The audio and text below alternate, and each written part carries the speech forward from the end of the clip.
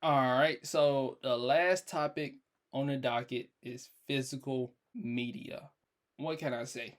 What can I say? Physical media, whether it be for movies, books, and especially video games, is something that's needed. Now, granted, when it comes to movies, TV shows, music, hell, or even books, you can pirate those things and still have those things preserved properly to where you don't gotta subscribe to these memberships, you don't gotta subscribe to this, you still got some type of respect. These companies ever get out of line, at least they know, all right, here, fuck it, these guys can always go back to pirating like extremely heavy, or we can make sure these are lucrative deals, these are lucrative prices, and the content and the quality is good. Like me personally, I don't pirate stuff anymore. Like for music wise, I definitely don't pirate music no more because everything is just on YouTube music wise, and I use for all my music stuff, I use YouTube, right? And I'm glad that a lot of artists started putting their stuff on YouTube under their profile immediately day one. Because at first there was a time where they just put it towards the DSPs and also on the streaming platforms. Like someone wouldn't put their stuff on YouTube right away, but a lot of artists do now, which is pretty cool. Like I don't get it. Like there's no need for me to still be out there trying to pirate music at all. Like not a single reason. Now there is some type of lockdown or crackdown or that happened somewhere on the internet eventually years after this podcast that took place, and there's some issue where I can't find the music I want to find on YouTube no more.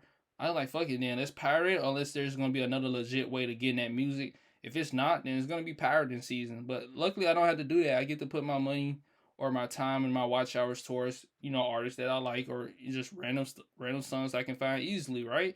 Same thing with movies and TV shows. Like a lot of these places out here, I'm not even though there is a huge streaming war going on, I don't pirate movies and TV shows no more. One of the main reasons why I don't do that is it's too much. Like as a person who got some type of financial stability, pirating movies and TV shows like it's just not worth it. Like I can understand seeing somebody who don't have access to again like these platforms or they just don't have the money or whatever. I can see it. The only option is to pirate. Okay, cool.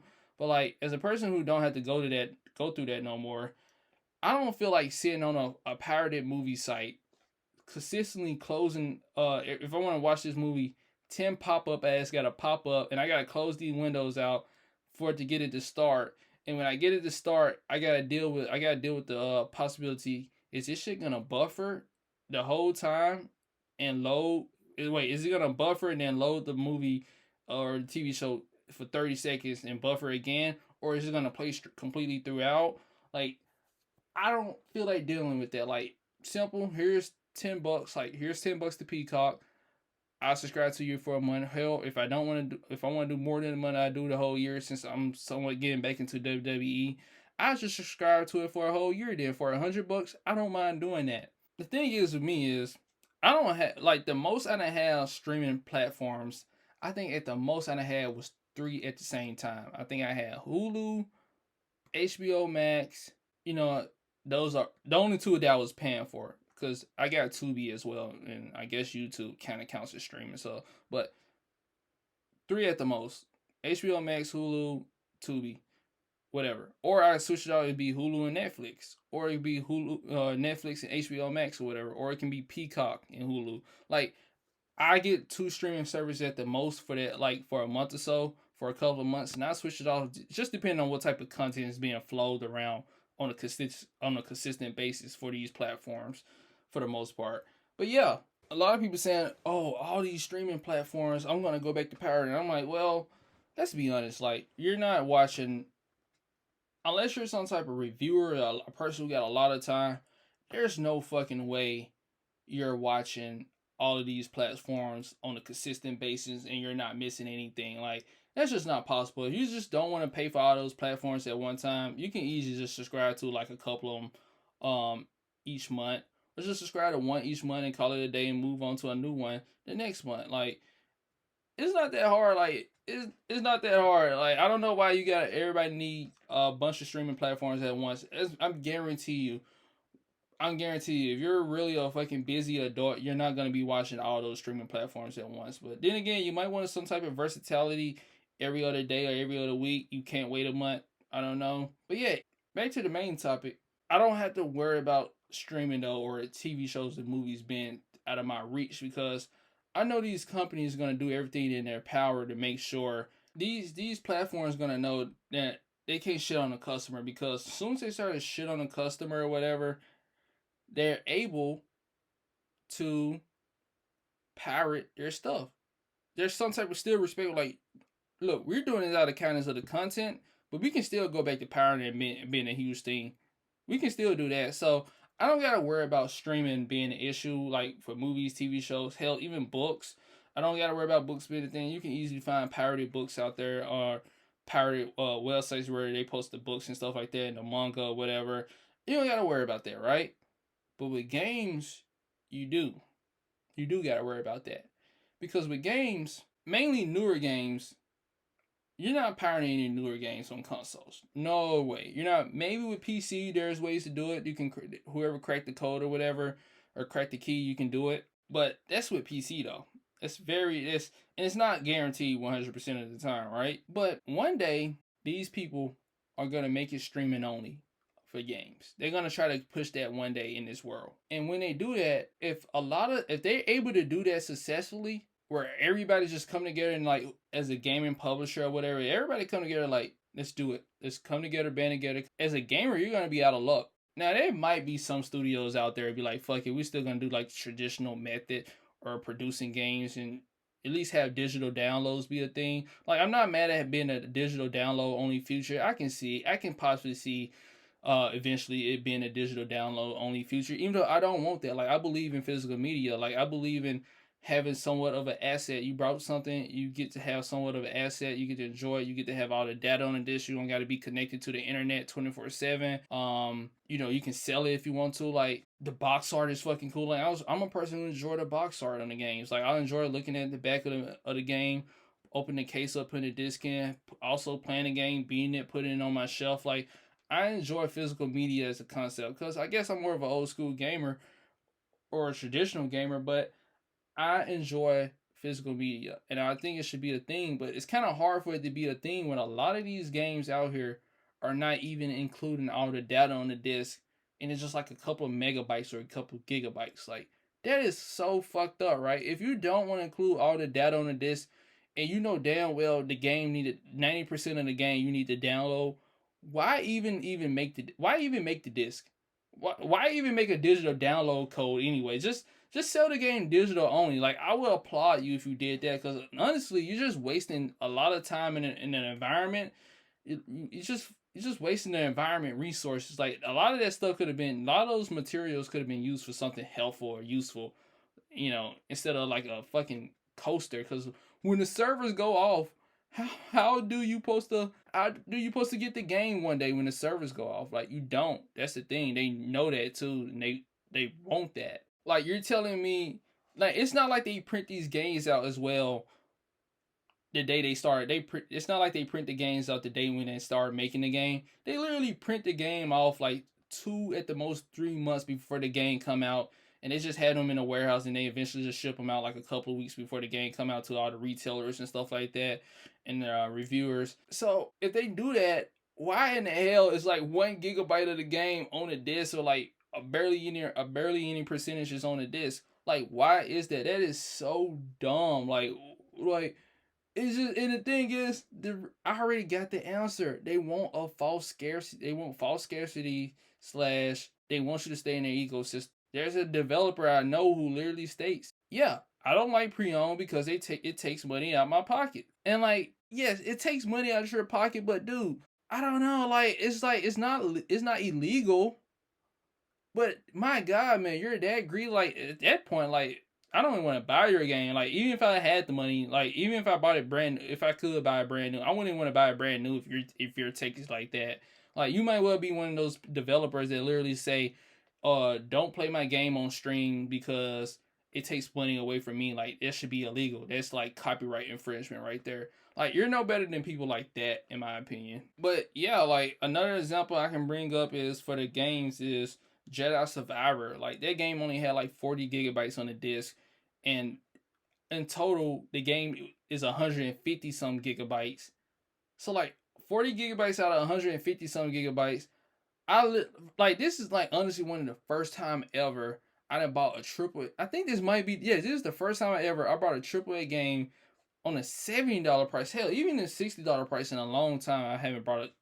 I haven't brought a $60 full price game on digital in a long ass time. I think the last time I probably did that was like doing was Black Ops 3 on the PS4. But yeah, I literally had to just say fuck it. What's the point of even buying Jedi Survivor physically? I went on and just brought it digitally because if the servers go off, you can't play the game. If I'm not connected to the internet, I can't play this game if I want to replay it or re-download it, which is fucking dumb. It sucks, but hopefully one day they come out with a reprinted version of the game and like it's like the final version of the game where all the data is on the disc. I doubt it though, but unfortunately, like I'm like, yeah, if your main goal was make sure people buy this game digitally instead of physically, you succeeded with that, EA. Like you honestly succeeded with that, and that's one of my main issues with that game. But good thing is every studio is not like that. We still got companies out there like the Limited Run, still making sure all the data get put on these discs and they get to use them. We get to use them without the servers and stuff like that. Also, the new Fantasy game, Final Fantasy 16, a game, a AAA game of that stature or that magnitude. Now, granted, day one patch eventually did come to that game. It wasn't one their day one, but they actually bragged about how there's not going to be a day one patch. We don't need a day one patch for this game. This game is already done and packed up. But unfortunately, it wasn't even a big update patch. But I think a couple weeks out there, they did send out a patch just to fix a couple of issues going on, like motion blur and stuff like that. Um, Not a big deal. It wasn't a big deal, but that game for the most part with the disc is playable. It's honestly playable without any connection to the internet. You can just pop it in and call it a day. So I will, even though I'm not a fan of that, I played the demo. I'm not a fan of the Final Fantasy series. I might be the only person who knows who might not be a fan of that series. It's just not for me, but I'm still more inclined to go pick that game up just off the simple fact that it literally got all the data on the disc. And I think that's pretty fucking badass and bold and brave of them to do. Then again, they are from Japan. They already got Japan studios, so they don't got American greed over there, like how a lot of these American companies do, like EA and like Activision and stuff like that. But yeah, fortunately, that is a good thing. But overall, I will say, just overall though, in my opinions, is physical media needs to be a thing in the future, and I believe in physical media. I believe in a digital medium, and I also believe in streaming. Like I believe all three mediums can live in peace and harmony. I don't think one of them needs to be extinct like the fucking Air Nation. Like I don't think we need to have like somewhere in the future, 20 years from now, there's like physical games are a thing, but they're kind of like these floppy disks, and you put them into this like weird emulator type machine. I don't want that to be an issue. I know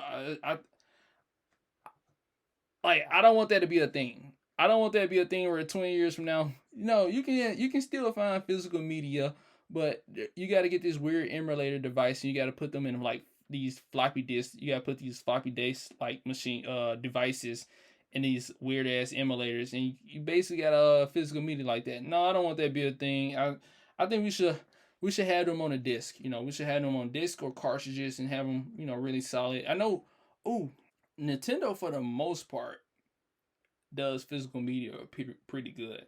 Now there is a couple of triple A excuse me, not triple A, third party studios that fucking crap out on physical media. Like it would have been awesome to grant the Grand Theft Auto trilogy games would have been all on the cartridge. I know the Resident Evil games could have all been on the cartridge. They wasn't. It's like one on the cartridge and the other two are digital downloads. Like like bro, just do that one solid where all the fucking games is on the cartridge and they can't fit on the cartridge. Just fucking put two cartridges in there or whatever. I don't know. Like I heard that the Batman trilogy for the Switch is as well is gonna be like one game is gonna be on the cartridge and you gotta download the other two. But overall, Nintendo Switch might be up there with it's between the Switch and the PS4 because I know on the Xbox One, or excuse me, on the Xbox systems, if I'm not mistaken, I think you still gotta be slightly connected to the internet, even for like even if the data is on the disc, you still gotta be connected to the internet on some situations, if I'm not mistaken, to just to verify the license. But yeah, overall, I believe like I just physical media just need to stay. Like it really needs to stay, and hopefully it does stay for the longevity part.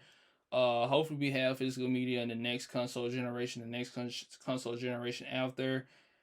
But unfortunately, I don't think so. I just think a lot of people just overall just not caring about it no more, and they're gonna they're gonna feel the pain when they realize they kind of didn't appreciate physical media when these companies are gonna fucking put these barriers up, and they're gonna realize that they force themselves in an ecosystem where they don't have any freedom. But it's the gaming community, it's the gaming space. A lot of bullshit gets away with this space in this space, all because people don't care. All right, so this has been the Real Man Real Gamer podcast, episode 2. I think we talked about everything here today. We got some more topics to discuss on the next episode, so check out that in the future. Overall, thanks for watching. Hope you enjoy it.